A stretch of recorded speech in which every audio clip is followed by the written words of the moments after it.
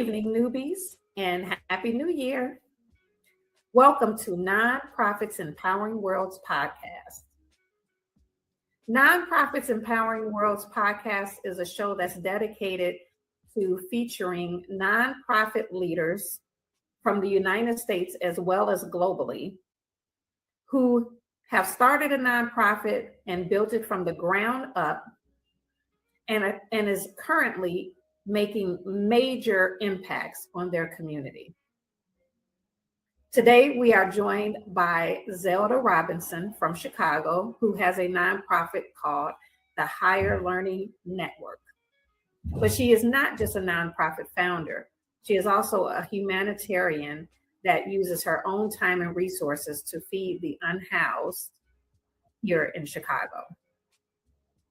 So we're going to talk more to Zelda about her journey and what motivates her to do this kind of work and how she stays so youthful looking and vibrant. Look at her, isn't she gorgeous? She doesn't play the guitar, but I love this picture because I think it exemplifies who she is as a person, a free spirit. Before we bring her to the stage, I would like for you to hear a word from the Female Solution Global Broadcast Network, which is the network that we are a part of. I am your host, Bridget Scarborough. I am a nonprofit strategist and founder of 501c3 My.org.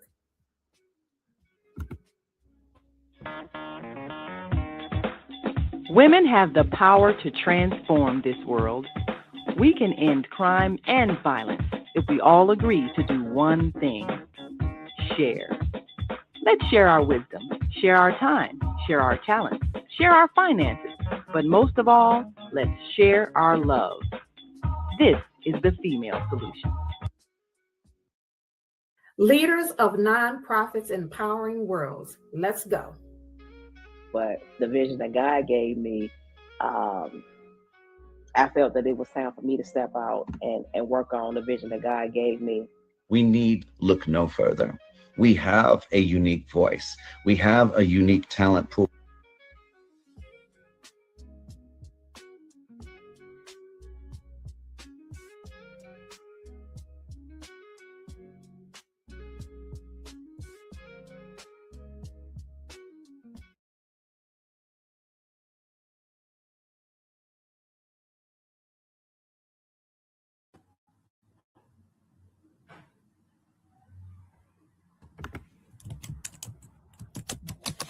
Hey, Zelda.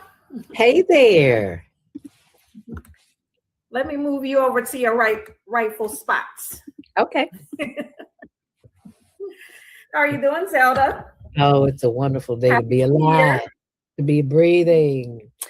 And by the way, Bridget, I don't remember telling you before, but I love your smile.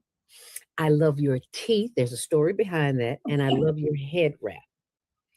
Because you are quite welcome. I have had the pleasure of studying in the mosque. I've studied religions all over because I needed to know who I am, where I came from, and all that stuff. That's another show. But in doing so, I was introduced to a way of being that is not common in the world in which we live.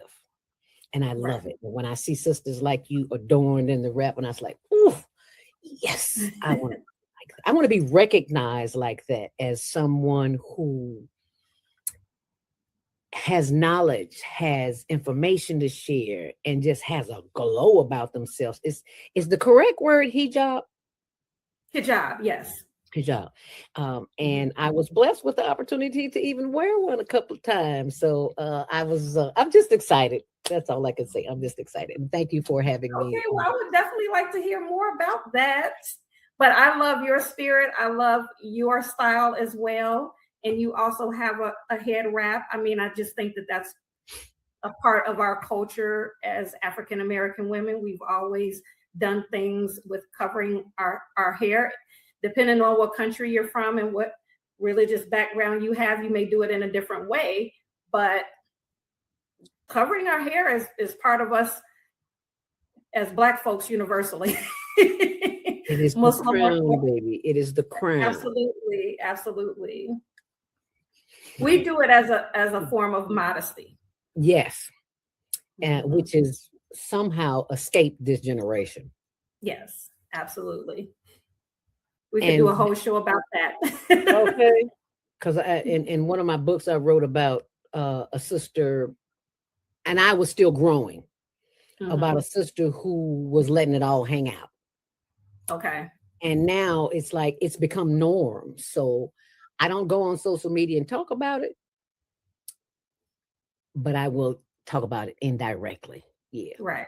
So Right. little sisters will know that all of this and all of this, it's not for everyone.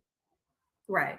Everyone doesn't need to see your assets. No, no, your assets are for you and who the one that you share it with. Yes. Absolutely. Absolutely. Well, now people, you know why I brought Zelda onto the show. Zelda also has her own show, but we're going to get that. We're going to get to that a little bit later. First, I want to delve in deep with your nonprofit. Let's just introduce your nonprofits. And if you can let us know, tell us a little bit about the Higher Learning Network. I've pulled up your mission. Okay. If you can just, you can read the mission, or you can just tell it to us in your own words, but we just want to know, what is the Higher Learning Network nonprofit? What is that? And I love your logo, by the way. Oh yeah, we went through some changes with that, but Spirit worked it out, always does. This organization came into being as a result of my, not necessarily mine, but a community effort to bring the children that would come to the radio station.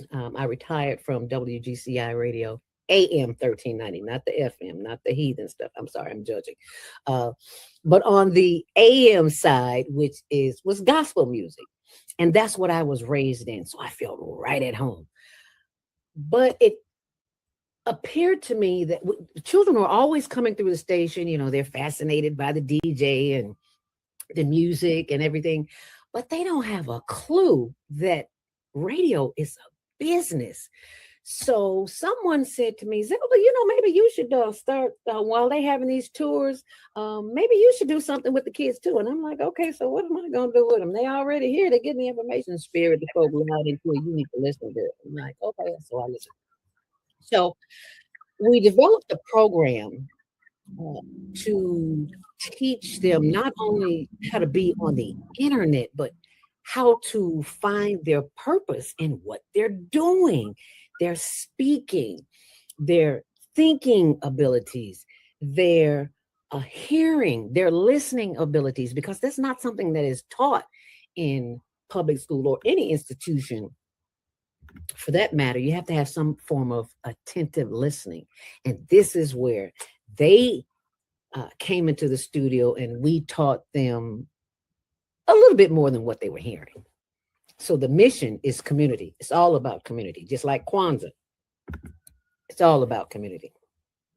Okay, so you did some work with Betty Shabazz School as well, right? Yes, ma'am. Was that your first? Yes, was that ma'am. the first program that you implemented? In the Betty Shabazz International Charter School, yes. Naima Latif, which is in Chicago, by the way, for my non-Chicago listeners. On the south side of Chicago. What is it? Right off of 78th and Drexel, I think it is. Excuse me. Our executive producer of the Female Solution podcast, we're on 7 days a week. Dr. Naima Latif suggested that she's on a board of the Higher Learning Network. And she suggested, why don't we go to Betty Shabazz? Because I used to teach there. She used to teach there. And it's like, oh, okay, good. So she knew some people. We got in there and got the program up and running. We did a couple of semesters and we're working on more. But these children were so excited. And I was excited that they were excited. Who knew podcasting could be so exciting? So, but what I didn't know is that our children don't know how to write their name on pen and paper. And I was like, oh my God, when did this happen? Well, Zelda, you are a seasoned citizen now, and you have not been in the public school system in over 60 years. So things have changed. And one of those things have not changed for the better. And that is they do not know the magic of pen and paper, the synchronicity that goes on with the brain, that travels from the brain to the fingers, to the arm, to the paper. That is a journey. That is an experience. That is spirit speaking through you. And if spirit can't speak through you because you in this all day, that ain't how spirit works. Spirit will say, put it down, child. Put the phone down. Because when I look up on the phone and I see, I've been on here an hour. What? I just came on here to check.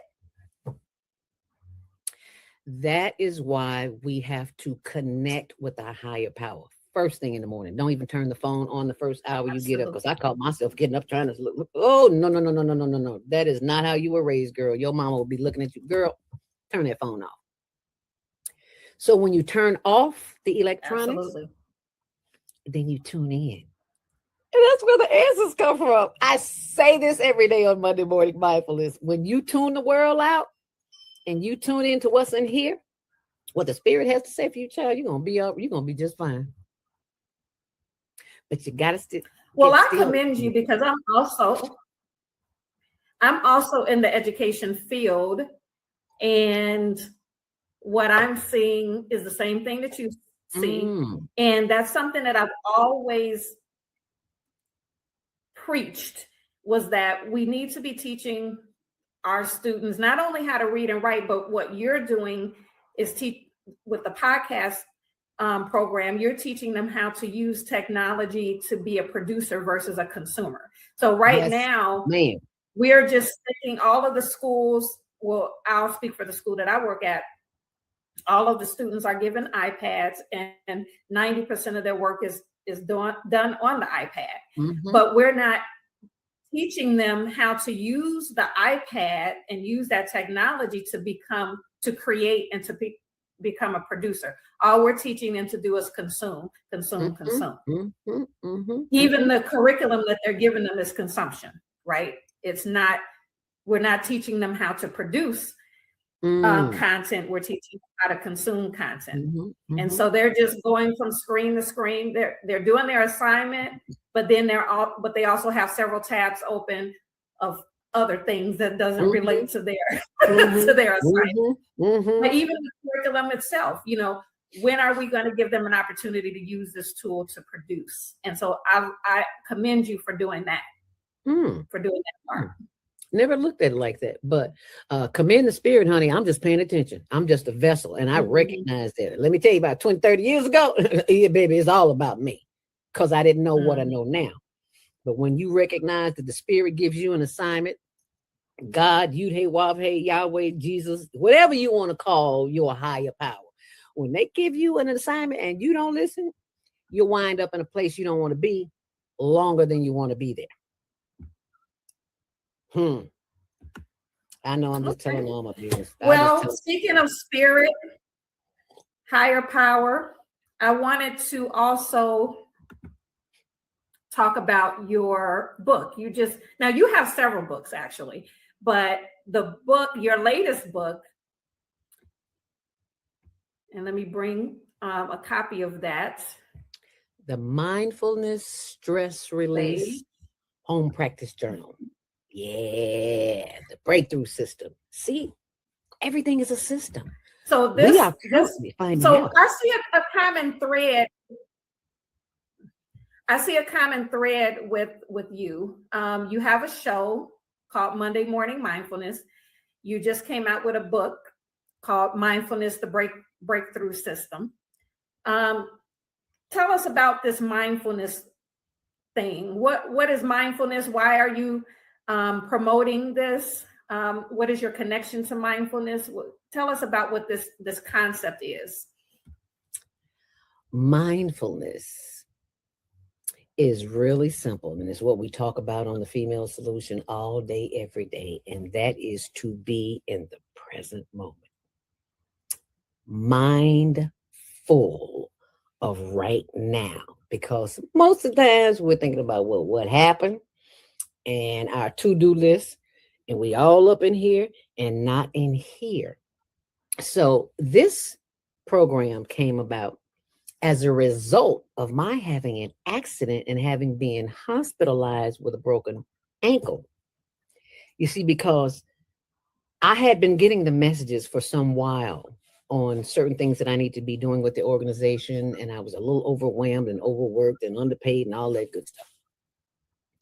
But Spirit said, you need to sit down and do this. And I'm on my way. I was working at the time, still working.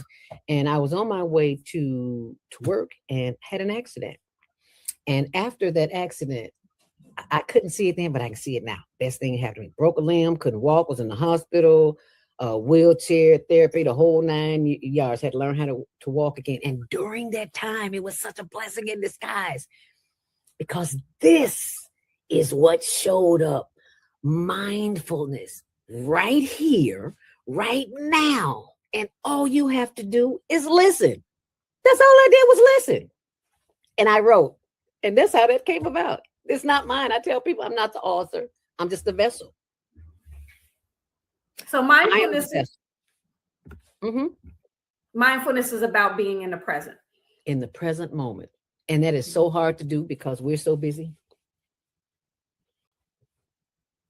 Absolutely. And you share some techniques in the book about how to be present, paying attention to the breath and paying attention to your body and how it moves. There was a section of the book where you talk about stepping onto the elevator and how you were aware of your legs stepping onto the elevator and how it felt and what was going on in your body when you stepped onto the elevator. So I guess these are techniques that bring us into the present moment, right? So we're not thinking about what's happening tomorrow, what happened in the past, things that we can't change. I always like to say, tomorrow actually never comes when you think about it. We're never in tomorrow. We're always planning for tomorrow, but we're never in tomorrow. Like this current system is right now, that's planned this 50 or 100 years ago. What we're experiencing right now was planned 50 or 100 years ago, if not longer, who knows? So go ahead. It's a challenge being in the present moment, because there's so much coming at us from all sides. From the what do you call it? The chemtrails, yes, which is disturbing our inner.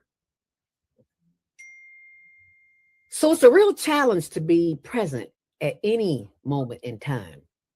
And one of the most powerful things that you can do at any moment in time, ever in life, is to use the stop technique that I developed. That Spirit gave me. I ain't developed nothing. Quit lying, girl. Spirit gave it to me. STOP.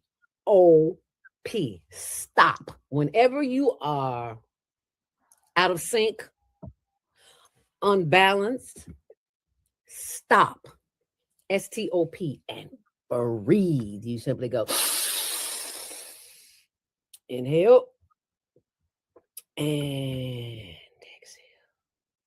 And if you take that breath long enough, you will feel the energy moving through your body. So now let me tell you what STOP is. It's real simple. S is for stop. T is for take a breath. Always through the nose. And exhale. O in the word stop is for observe. See how we always look up, down, and around, but we seldom look within. That's the observation that we want. And last but not least, it's the P in practice, STOP. You got to practice it. It's not going to happen on your own. You can't do it when you're not disturbed. You got to do it when you're disturbed. And the way to do it is go, and chances are people going to look at you like you crazy. But if you got a little funk on your breath, you forgot to brush your teeth, garlic, and all that stuff, and breath kind of foul, they'll be like, Zelda girl, okay, yeah, girl, all right, I'll see you later.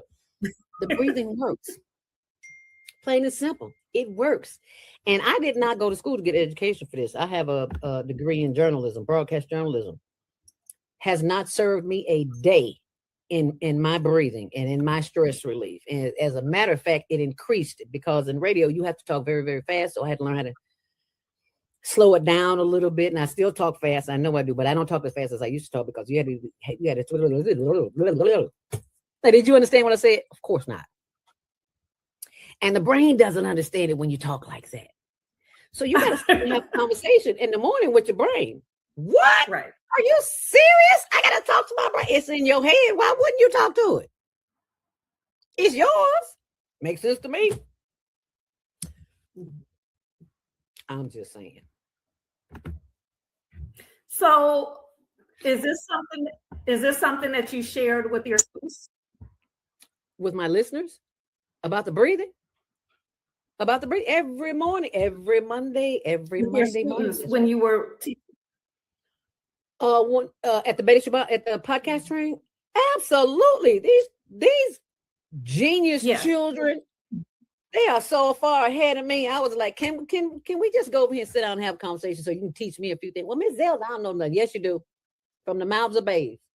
I learned that as a little girl. Yeah. Don't tell children to shut up. Allow them to speak. They may speak at inappropriate times, but allow them to speak.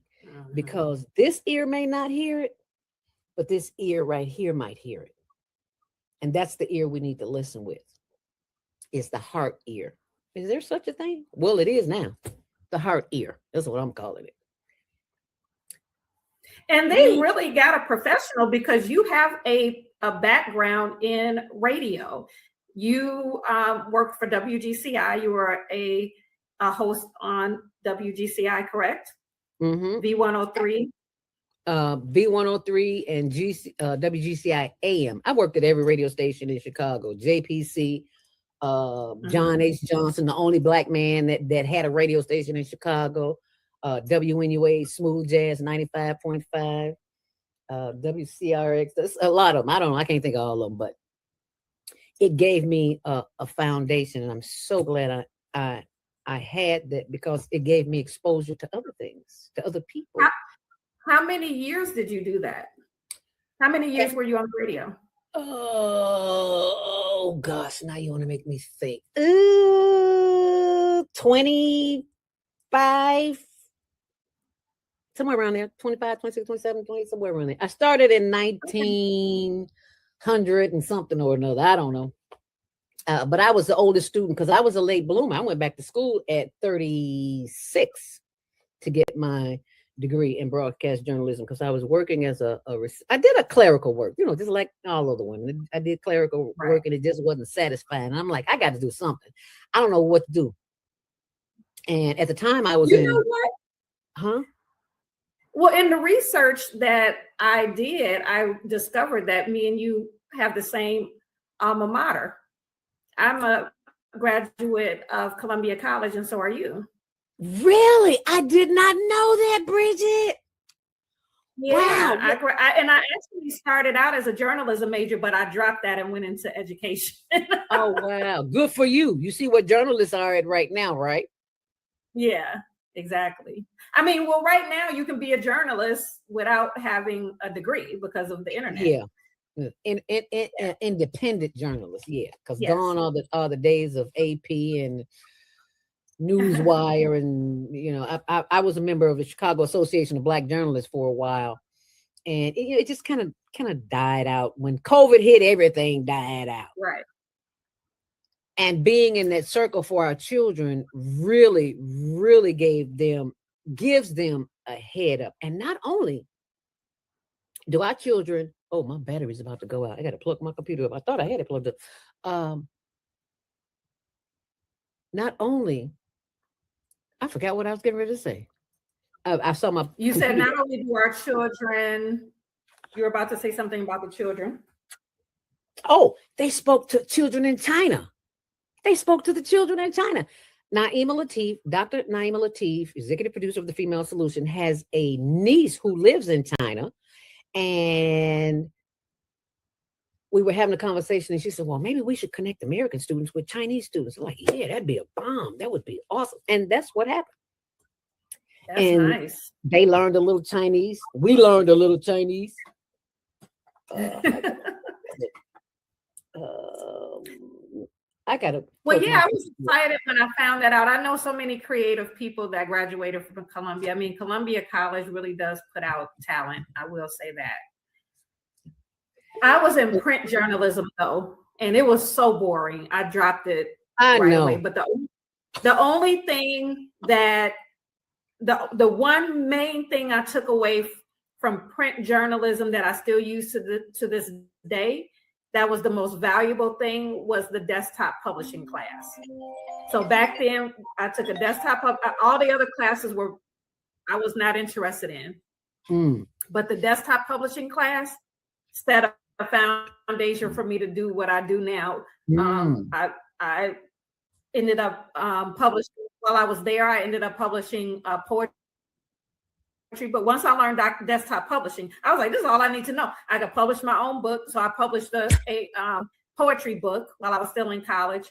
And then even to this day, even though now we have more advanced software and apps now to do this type of desktop publishing work that we used to do, now it's a lot more advanced. It kind of set the foundation for design and layout with me, so that's why I'm able to do my own promotional materials and things. I've always enjoyed doing things like that. Yeah, design and layout. So, but I got that from desktop publishing class. I wouldn't have even known that was an interest of mine.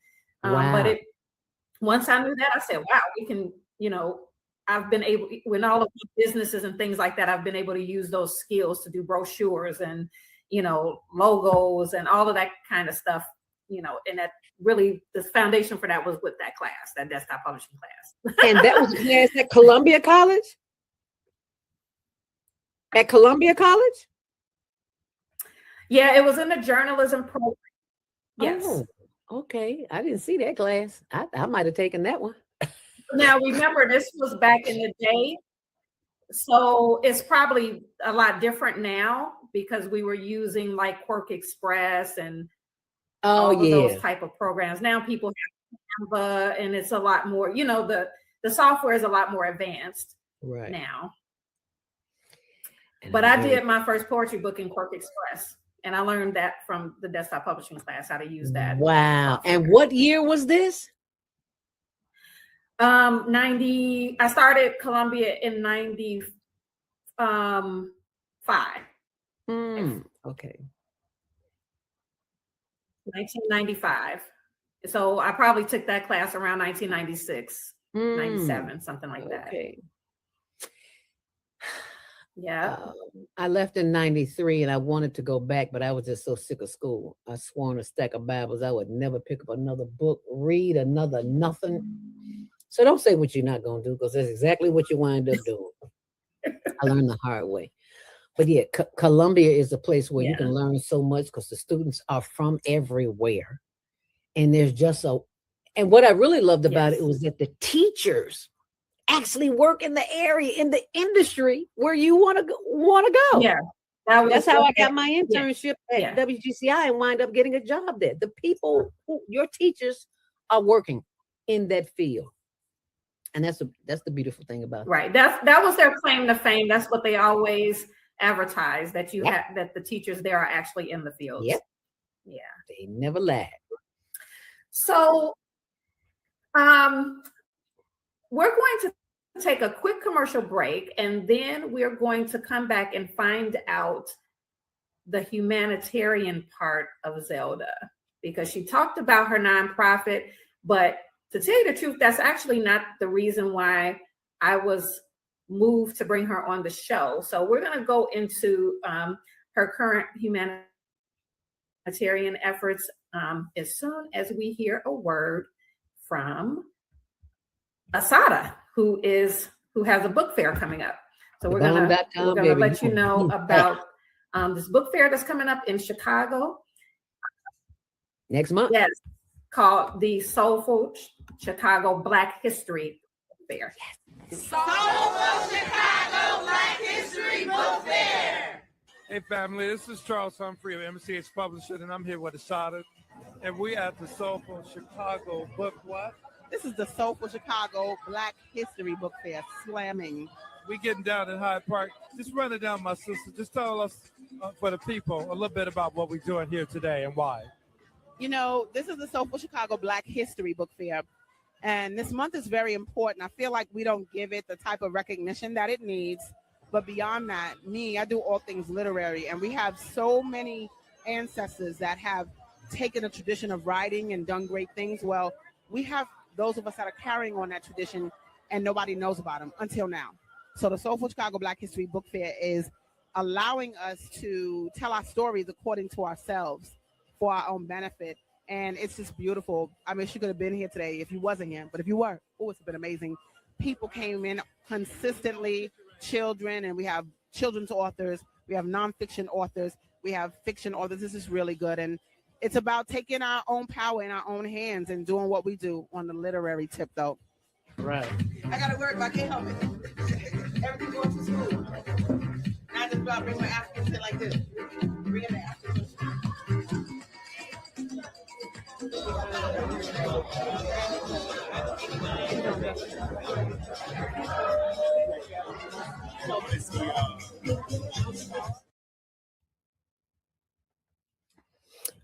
Book fair. Soulful Chicago. So if everybody mark your calendars, February 15th, the Soulful Chicago Black History Book Fair this year is going to be in Brownsville instead of Hyde Park. But that was just a glimpse of what you can't expect. Brownsville is a community in Chicago area. And it's going to be on and So Zelda. Yes, it is. Yes, ma'am. So I know that you currently do a lot of work with the homeless, and that's actually why I initially wanted to bring you onto the show. As I delve deeper into who you were, I noticed you do all of these other things. You're an author, you are a talk show host, a radio talk show host, now turned podcaster, and you have youth programs that you do and things like that. So there's a lot to Zelda, but one of the things that caught my eye was the work that you do with the homeless people. So I wanted to, or the unhoused, as you call them. And that's another thing I want to ask you about, even that term. So we're going to delve into that a little bit.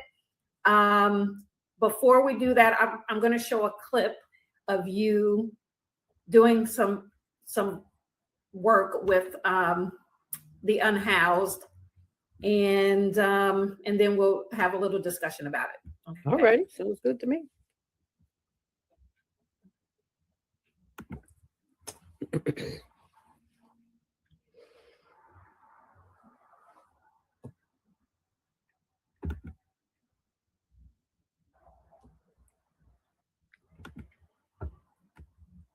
Okay, give me a second. Mm-hmm. I And am. while you're doing that, I can tell the audience about just this past week. It don't get no better. Remembering National Homeless Persons Memorial Day this weekend was the celebration. Say, remembering the Homeless Persons Memorial Day. Yeah. Because you don't never know when you gonna be next. So as my granny used to say, child, you better help somebody. And we talking about helping yourself, helping others.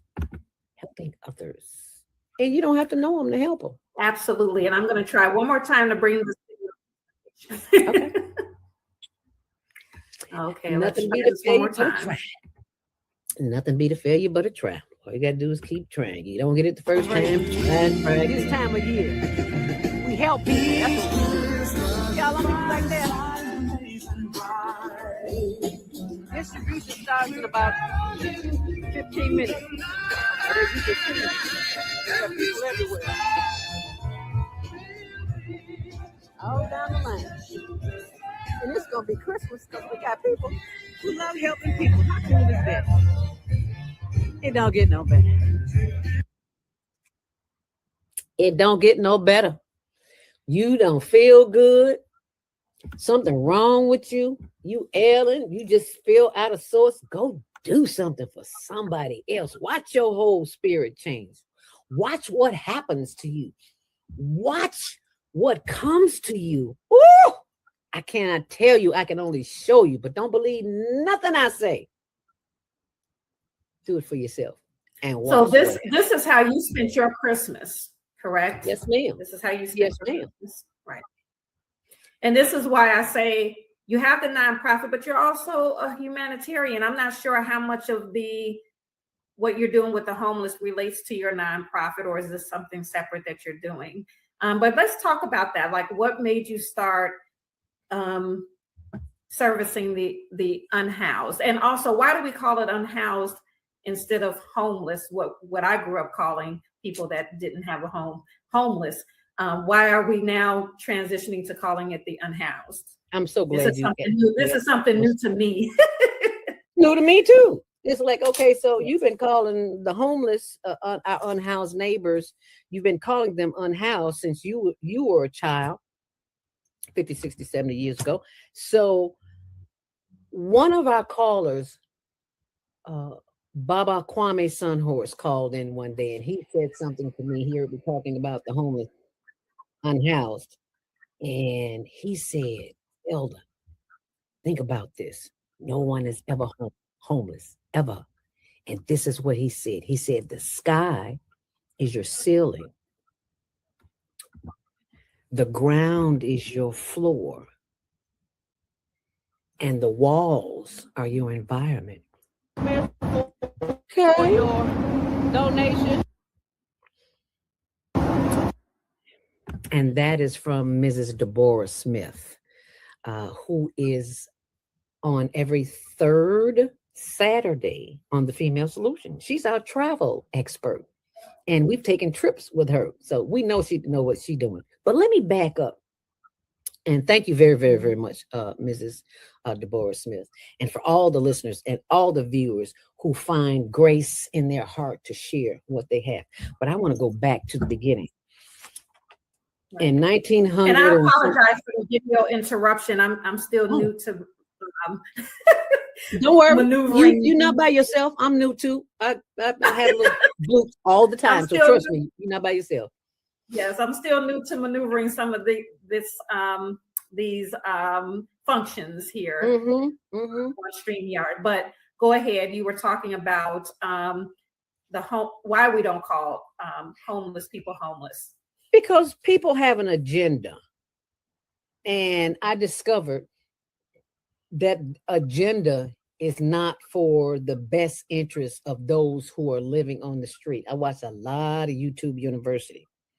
That's where I get a lot of my information from. And when I discovered that many nonprofits, not ours, but many nonprofits get millions of dollars, and here we are here scraping, it's because they know who to connect with, and they know how to spend the money, and they spend the money on salaries, not always on the unhoused. So I've discovered there's a racket going on. You want to make some money, start servicing the housing. I have not applied for one grant for housing, but I've met a sister who has some information on some housing. So we're gonna be able to house some folks in a minute. Matter of fact, right now, because we're working on it. So we're gonna make that happen. But I want to back up to how this organization got started. At first, there's a sister named Rhonda Thomas. And we were teaching women how to start a nonprofit agency, how to start a business, how to start LLC, all that. And it was called the Professional Women's Empowerment Network, PWEN. Well, during those breaks in the training, the sisters would get together and talk to each other. And they would always talk about their children. And they were always saying, well, wish we had something like this for the children. And so we were thinking, okay, maybe we need to do something for the children. Okay. So we started YEN, the Youth Empowerment Network. And then after a while, the adults said, okay, you training the children, but you need to come back to us. So it's like, okay, we got the youth and we got the adults. And we can't use any of those names. We can't use Professional Women's Empowerment Network. We can't use Youth Empowerment Network. So we need something else. And someone comes along and brings me a big H. And what am I supposed to do with this? And something said, Spirit said, just hold on to it. And it's like, okay. And out of nowhere came the word Higher Learning Network. And I got it, and it clicked just like that. So even though we went from Pwen to Yen to HLN, we are now the Higher Learning Network. And we've been operating since 1900 and something or another. I don't know. Anywho, I just love saying 1900 or another because that makes you sound really, really, really old, right? I want to get to be 102, that kind of. But homeless or unhoused, because when we say the word homeless, it has a negative connotation, like you're unworthy. You are not a person that I would like to associate with because you have nowhere to live. Worst thing in the world. What kind of consciousness is that? So maybe, just maybe, I don't know, just maybe somebody came up with unhoused because it sounds a little more palatable, a little bit more friendly. Not so the homeless people over there, but now they're unhoused. Where do you think it came from? That's what I think. I don't know. And that's just in the last 5 Well, years. you started to say that somebody shared with you, somebody stated, people. Yeah, you started to make a statement, and I think I interrupted you with that video. But you were saying that someone said that they have the sky above them, they have the ground below them, or something to that effect. Did you want to finish that statement? What was the message there? He's Baba Kwame Sunhorse, who is a seasoned citizen. He lives in Georgia. Naeem and I and somebody else, Deborah, as a matter of fact, went down to Georgia. I forgot what, it wasn't Atlanta, it was a suburb of Atlanta. I can't remember which one. And we were having a conversation. We went for a little powwow in the yard where, not a smoking powwow, but a powwow where great minds came together to focus on the upliftment of the community. And while he was there, he said something that struck me. He said, the sky, there's no such thing as homelessness. It's unhoused. The sky is their ceiling. The ground is their floor. And the environment are their walls. And I hope I said it right, Baba. I hope I said it right. Because America has taught us that if we don't have the traditional housing, like in the motherland, we live in huts, let me straighten that out, in the suburban part of the continent of Africa, in the hills, people live in huts. And there's nothing wrong with living in a hut. You learn how to survive. You learn how to use your instincts because you're out there with nature. You don't have the ability to go and open a door and go sit on a toilet and squat and release yourself. You don't have that. So you have to become creative. You become a genius through survival, through instinct. And there's nothing wrong with that. I've lived not on the street, but I've lived somewhere I didn't want to live. I'll put it like that. I wasn't on the street. I was in a house. I was in an apartment. I had my own bedroom. It wasn't mine. When we're taught that, family doesn't matter. Everybody needs your own. No, you don't. You need family. You need people that are familiar with, that you are familiar with, because you have something in common. We have a collective consciousness, and the ancestors are always talking. We just too busy listening. I'm sorry, I talk too much. Go ahead, girl. I do that. Oh no, I'm soaking up everything you're saying, because the other thing that we don't think about is there's homeless people that we know are homeless because they're literally sleeping on the street. And so we can look at them and say, okay, this person is homeless or this person is unhoused. But there's another population you just described where maybe they are living up under a roof. However, it's not their own. It's somebody's, they're staying on somebody's couch. They're going from house to house, different day, a different home. They may have to hustle and manipulate to, get somebody to let them stay with them, for that night or a couple of nights. And then they have to do the same thing. It's like, okay, repeat next day, repeat, same thing. Whose house am I going to be staying at tonight? Who am I going to smooth talk my way into or manipulate or, whatever they have to do. So, there's people that, again, they may have a roof over their head, but that doesn't mean that it's theirs. We have a student population. That's where the McKinney-Vento laws came into play, because, a lot of our students are homeless, living from place to place, living in a car, things like that. And they might not have an address. So homelessness looks like a lot of different things. Just because you are sleeping under someone's roof doesn't mean that you're not homeless. And I had no idea that there were so many unhoused children. Yeah. 9, 10, 11, 12, 13 to 19. One could almost say I was homeless as a 10-year-old when my mom passed, but I had an auntie. I had an auntie in Mississippi. That's why I love Mississippi so much. And notice I said Mississippi. I didn't say Mississippi. I am a college-educated woman with a degree. Yeah, like that really means something, especially now. But Mississippi rocks. The most humanitarian folk I have ever met in my life will give you the shirt off their back, half the food on their plate, and that's where I get that from. Right. My auntie, Aunt Edna, thank you, baby. My Aunt Edna saved me when my mama passed, and they shipped me down south to go live with my aunt. And I left the train station. And that's why I love riding the train. I had a phobia about it, but now I love riding the train. Get off the train station, get in the back of a 1939 Ford pickup. And I just felt so alone, so lost, like nobody wanted me.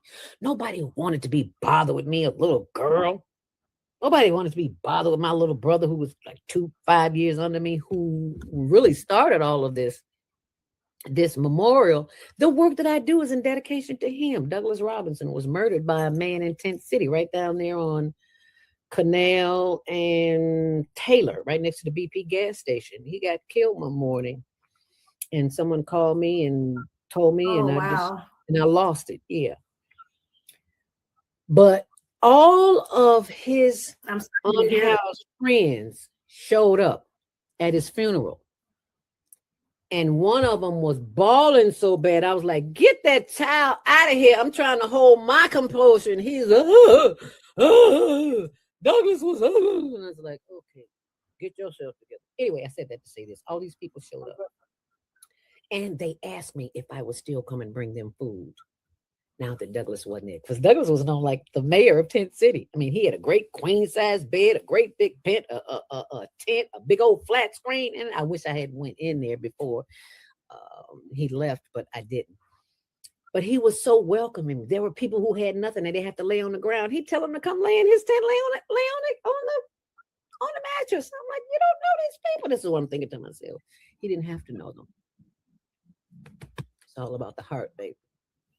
And so, yes, I kept my commitment to this day. He's been going since 2019. I'm doing the work of the creator. This is not about me or the Higher Learning Network. We just here representing. That's all we do. And I recognize that. And I'm grateful that I recognize, because baby, in my 20s and my 30s, I thought it was all about me. I'm a Leo, so you know how that go, right?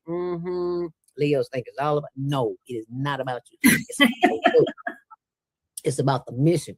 You were just chosen to do it. And because you were hard-headed the first time, I had to sit you down so you could hear me, so you could get the work done. That's why I do what I do. It ain't because I want to do it. I mean, I enjoy doing it. It gives me joy. It gives me a lot of joy. I look forward to it. I hate to say it, but it gives me a lot of joy to know that because I woke up and I wasn't feeling my best and a lot of pain. But I had to ask myself the question, are you going to focus on the pain or are you going to focus on what you're going to do? So I focused on what I had to do, and the pain went away. What? Wow. Yes. Because I had a conversation that's going on all up in here, but I went to the heart and said, heart, you know these people need to eat today, and you know this sciatica is kicking me. I just, you know my heart, help my body move because I can't do it on my own. Let me go in there and cook that food. And I'm not a cook. That was deep. That was deep what you just said. That was deep. So that's your purpose. And I knew when I was, that's your purpose. I knew that what you were doing with the unhoused was not necessarily a result of your nonprofit. It seemed like it was something separate because you're not getting any funding for this. How do you get your resources? How do you gather the resources that you're giving the unhoused? Because it's not just food. I've seen you give blankets and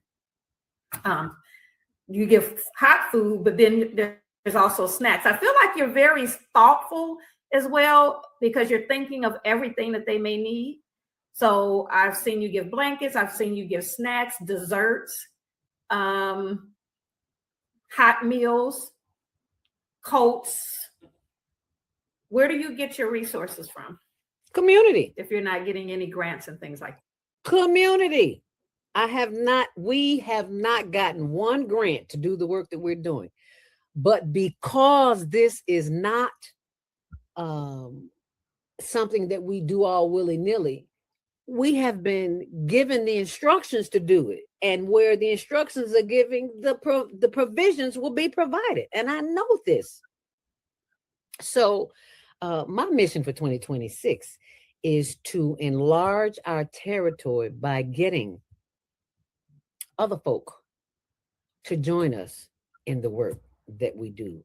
Oh, there's a there's an organization called Street Samaritans that I went and volunteered with, who go out and did they feed them?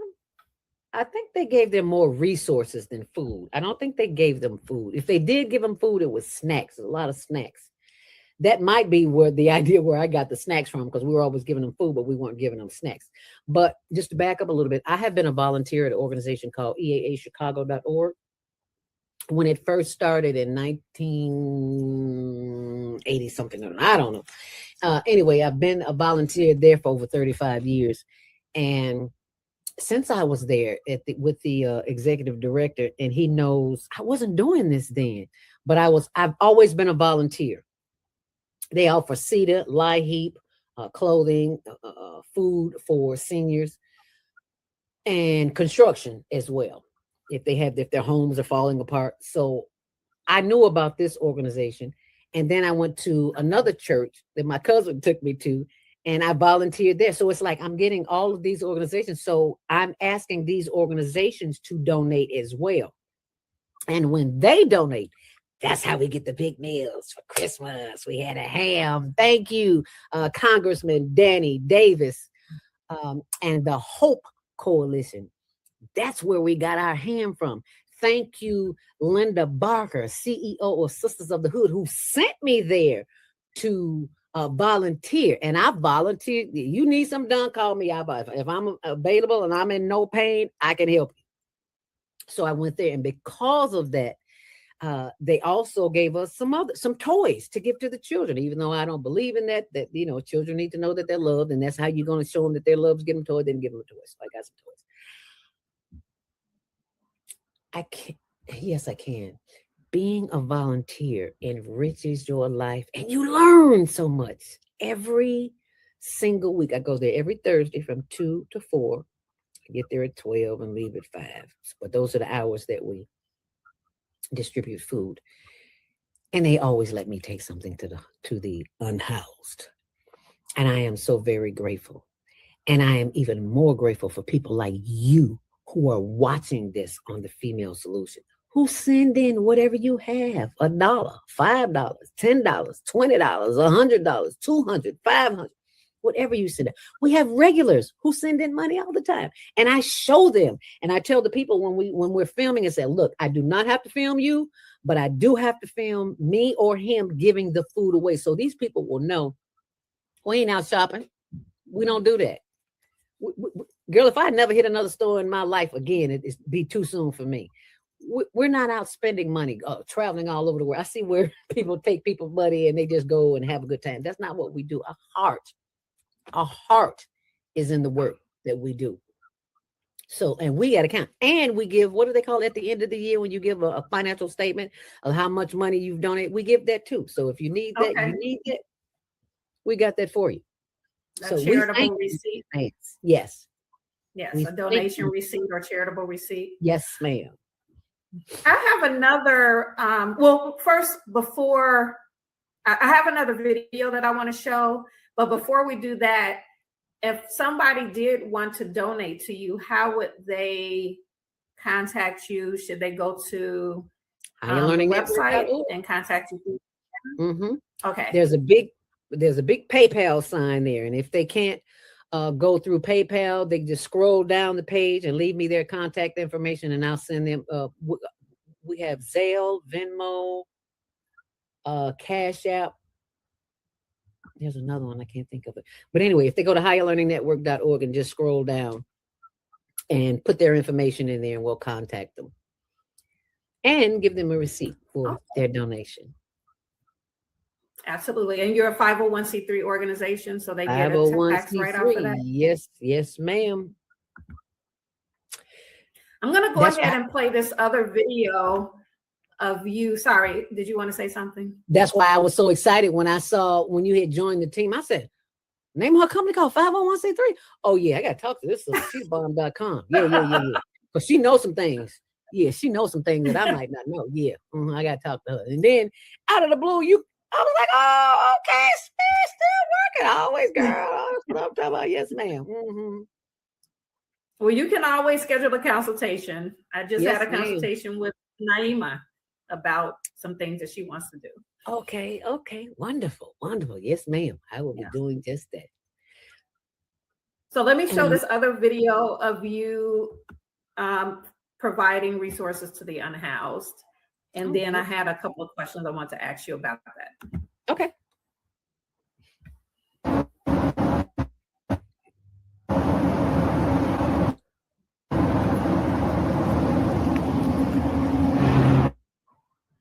Now that's a young man. He is always our first stop. Thank you, Mrs. Deborah Smith, for your donation. As you can see, they're going to Thank you.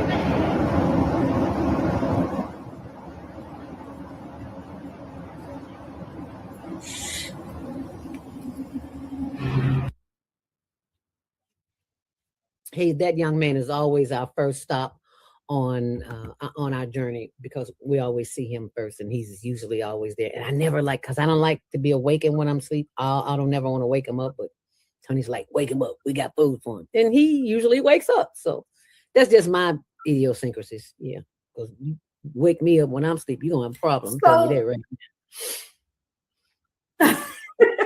That's actually one of the questions I wanted to ask, because I've seen several videos with you where you're hesitant to wake a person up, and you're talking about that. And then sometimes I believe there was an occasion where you did wake them up, but then there's other occasions where you say, I'm not going to wake them up. I'm just going to leave the food here. So I want to kind of talk about what are the protocols for servicing the homeless. I mean, these are things that I would have not thought about, because, this is not the type of work that I do every day. So when I saw that, I was like, wow, that is something to think about. Do you wake the person? You have this agenda to feed the unhoused, but you get there and then they're asleep. So what do? Do you wake them up? Do you leave the food? Like, these are decisions you have to make. So what are some of the protocols, I should say, around servicing the unhoused, safety concerns, regulatory concerns, just concerns about their mental health, their well-being, and just being respectful. How do you approach this in a respectful manner? Like, what are some of the things that you have to consider when doing this kind of work? First and foremost, I'm so glad you asked that question, because you have to be mindful of the state of being a person who is living on the street. They are number one suspect of you because they don't know you. They don't know if the food that you're going to give them is tainted. Because I saw a movie where they were feeding people who were unhoused and the food was tainted. Need I say more? So once you keep going back, once they see you on the regular and nobody died the day before, the week before you gave them some food, that's a good sign. So they'll be receptive to you when you come back. Because I've discovered in this work that there are a lot of people who don't mean unhoused people good. They're up to something. Now, what that something is, I don't know. I don't care to get into, but it is not of their best interest, because I've never said this publicly, but I'm going to say it now.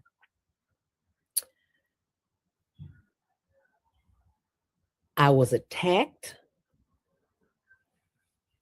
mentally, not physically. I was attacked mentally by an unhoused person. And it wasn't in my duty of feeding. I was sitting at a park by myself, with myself, listening to some motivational speech or something. I don't remember what it was. And a guy walked up to me. He said, "Hey, Mom, can you give me some money?" I said, "Baby, I don't have any money, but I do have a gift card. We can walk around the corner to McDonald's and get you something to eat." He said, "I didn't ask you for no McDonald's. I asked you for some money." And I said, "Maybe you didn't hear me. I said we could walk around the corner and get you something to eat." Well, he got indignant, and I was like, "Oh, okay. Okay, so how are we going to handle this?" So I just let him vent. And then when he said it again, I said, "You know what? You need to go in the other direction, because I'm sitting here, a woman alone by myself. Don't let this cane fool you." And I picked up my cane and I stood up and put my hand in my pocket. And I said, "Now, if you want to come a little closer, you can. But if you want to go home tonight, if you want to sleep somewhere warm other than in jail, you need to back up off of me." And when I got up and put my cane down and put my hand in my pocket, he talked smack, but he walked away. And see, that wasn't number spirit, because I ain't had nothing in my pocket. He didn't know that, though. Mm-hmm. And my husband is always telling me, ex-police officer, he's always telling me, "You need to get a gun." And it's like, I don't want that energy around me, because I don't ever want to have to use it. Right. So he always tell me, "Don't go by myself." So I was by myself, with myself, minding my own business. I was not eating. So no one has ever attacked me. There's been a whole lot of craziness said, but it wasn't said to me. They just talk crazy among each other, because the last 2 weeks ago, we were in Underground Whacker, and a guy pulled up on a bike, and then there was another girl, a white girl, coming down the street, and she was just looking kind of crazy, and he was like, "Don't get that heifer no. Don't give her no food." And I'm like, "You don't tell me, first of all, who to feed. I fed you, I can feed her. If she on drugs, that's her business. My mission is to feed, and that's what I'm doing. He started cussing. I was like, you know what? That ain't what we do here. So I'm gonna let you go that way, and I'm gonna go this way, and you have a good day. That's how we gonna do that. You're not gonna talk. You're not gonna call a sister. I don't care if she's white. I don't care if she's high. I don't care if she's a drug addict. You're not gonna call another woman a bitch in my presence and expect me to be okay with it. That ain't how I roll. So we let her go. You go, and I'm gone. And I'll see you next week, and hopefully you'll have a better attitude when I give you some more good food. Oh, okay, ma'am. Okay, I'll do just that. We're gonna be just fine. Okay. If I hadn't stepped to him like a sister, ain't no telling what he would have did. So I had to do what I had to do to protect my sanity and my privacy so that I could continue serving others. That's just the Leo in me. That's all. Yes. And I'm glad we're talking about this because, yeah, there's always safety concerns in anything that we do. Always. You know, we have a good heart. We want to help, but you do have to be conscious of what the risks are and have some protocols in place. One of those protocols is that we pray. May the spirit of safety be around us as we are guided to go out into these streets. Because we never know who we're going to feed. Sometimes we think we're going to feed people over here and ain't nobody there. And we go over there on Lake Street, there's a bunch of people over there. And we go up north, there's a bunch of people up there. So we always do the prayer of protection. And nothing, ever since we've been doing nothing, and I haven't been shot, stabbed, wound, might have been cussed out, but I'm used to that because, you know, that's what some folk do. So the only protocol for our safety is just to be aware, because we've rolled up on situations where people were getting a little violent. And it's like, we're going to pass them up today. We are not getting in that mess. You will not see the Higher Learning Network on the news because somebody got hurt here. No, there's plenty of people in Chicago that need feeding. So we don't have one spot. Lower Wacker Drive, Upper Wacker Drive, Marine Drive, Lake Street, Hudson, Garvey. Oh, we got plenty of places. We serve until the food runs out. When the food runs out, we're gone. But we serve until we don't have any more. We never bring food back. We're gonna find some folks to get his food too. Because girlfriend don't cook. I wasn't allowed in the kitchen as a child. So I was never a cook. And then I got married. My husband likes to cook, so I let him cook. But now he's retired. He don't like to cook. So I gotta cook. Because this is my mission. He just helps. Thank God for him. Because somebody had to cook that ham. I wouldn't put my hand on that pork. I'm sorry. I'm sorry. I should have said that. Bacon is not my friend as much as I love it. Bacon is not my friend. Especially when I heard a comedian say you eating the booty hole of a pig. I was like, what? Oh no! Well, when you saw you making some seafood gumbo, it had like all chicken product in it, if I'm not mistaken. I was like, "Ooh, we had two different gumbos. Yeah, one gumbo was just chicken and sausage in it. Girl, yeah, we feed them good. People feed us, we feed them. I want to taste some of that gumbo. I want to taste some of that chicken gumbo. But they loved it. They said, "Oh, when you gonna make some more of that?" It looked good. It looked good. And it didn't have any pork in it, so that's right up my alley. That's right up my alley. So next time I make something, I'll put it on the freezer. I most certainly will. Definitely. So Zelda, it looks like we are coming to the end of our show. And I absolutely have you back because, I mean, there's so much more that we could talk about. There's so many of the topics that we did touch upon, we can expound upon. So it was a pleasure. I love your energy. And I'm just so grateful that you were able to come here today. And I hope that people have picked up on the gems that you dropped, because she dropped some gems definitely in the show. So it was a pleasure. And are there any final thoughts that you would like to leave for our audience before I play our closing?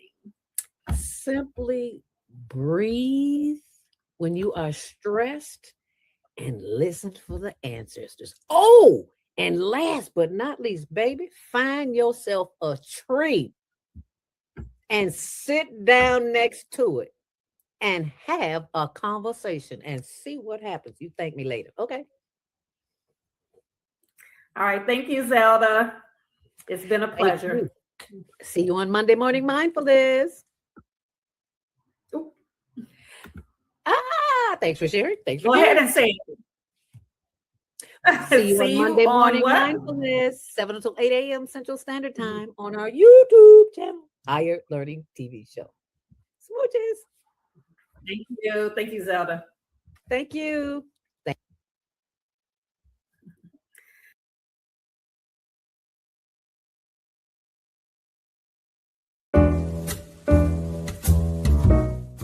We've come to the end of our show today. If you missed any broadcasts, go to our website for the audio and video archives at www.thefemalesolution.com.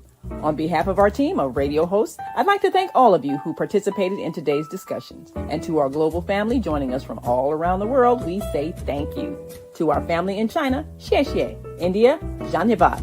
Japan, arigato. Korea, kamsamnida. Russia, spasiba. Germany, danke. Poland, dziękuję. France, merci. Spain, gracias. Italy, grazie. Egypt, shukran. Ghana, madasi. Nigeria, eshe. South Africa, ngiabonga. Senegal, jareh. Kenya, asante.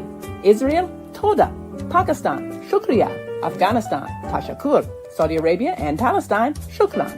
Assalamu alaikum wa rahmatullahi wa barakatuhu. Thank you, and may peace be upon you and the mercy of God and God's blessings.